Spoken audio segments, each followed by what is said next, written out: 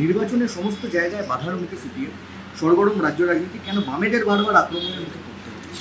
তার কারণ বামেরা লড়ছে তৃণমূলের বিরুদ্ধে, বিজেপির বিরুদ্ধে, বিশেষত তৃণমূলের সন্ত্রাসের বিরুদ্ধে।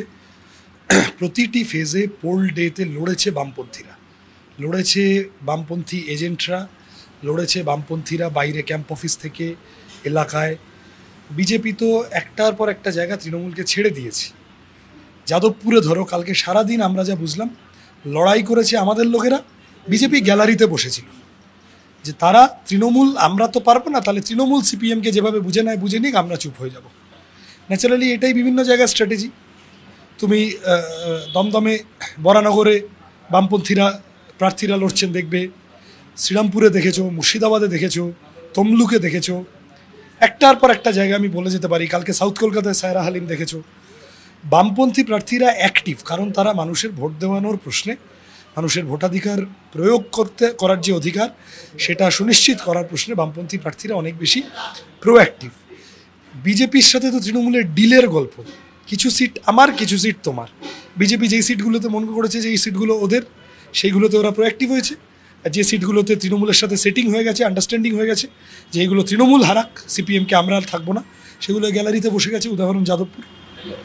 সংখ্যার বিচারে যেখানে দেখা যাচ্ছে ব্যাপারটা লাস্ট লোকসভা হোক, বিধানসভা, যেখানে বামেরা ধারে কাছে নেই।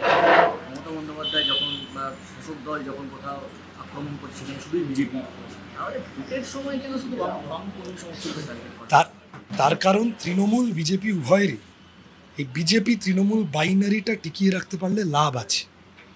বিজেপির জুজু দেখিয়ে তৃণমূল একাংশের মানুষকে বলবে তাহলে আমাকে ভোট দাও, আবার তৃণমূল তাড়াবো এই রূপ বলতে গিয়ে, ফাঁকা আওয়াজ দিতে গিয়ে বিজেপি তখন বলবে যে তাহলে আমাকে ভোট দাও। তৃণমূল ভার্সেস বিজেপি বাইনারিটায় তৃণমূলেরও লাভ, বিজেপিরও লাভ। তাই যতই মাঝখান থেকে সিপিএম ঢুকে যাক, যতই মাঝখান থেকে কংগ্রেস ঢুকে যাক, তারা শেষ মুহূর্ত পর্যন্ত চেষ্টা করবে এই বাইনারি রেখে দেওয়ার।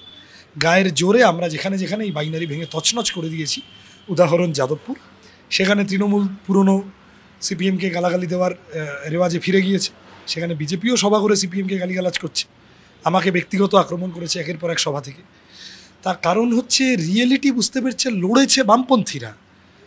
বামপন্থীরা 3-4টে গত ভোট কি তার আগের ভোটে কি ছিল ডাজ নট ম্যাটার। এই অঙ্ক ধরলে তো 2006 সালে তৃণমূল যে কটা সিট পেয়েছিল তৃণমূলের 2008, 9, 11 লড়াইয়েরই কথা না। ওইভাবে ভোট হয় না। আগের ভোটে কি হয়েছিল, মানুষের পারসেপশন পাল্টাতে যায়। পঞ্চায়েত ভোটে আমরা বাম, কংগ্রেস আরও সকলকে নিয়ে যেভাবে উত্থানের পালা শুরু করেছিলাম, লোকসভাতে সেটা বজায় থাকবে। এটা বুঝতে পেরেই তৃণমূল এবং বিজেপি দুই তরফ থেকে সিপিএমকে বাধা দান, সিপিএমের ভোটারদের মারধর, সিপিএমের প্রার্থীদের ঘিরে গোলমাল করার চেষ্টা, এগুলো সব চেষ্টা হয়েছে স্পিরিট ভাঙার জন্যে।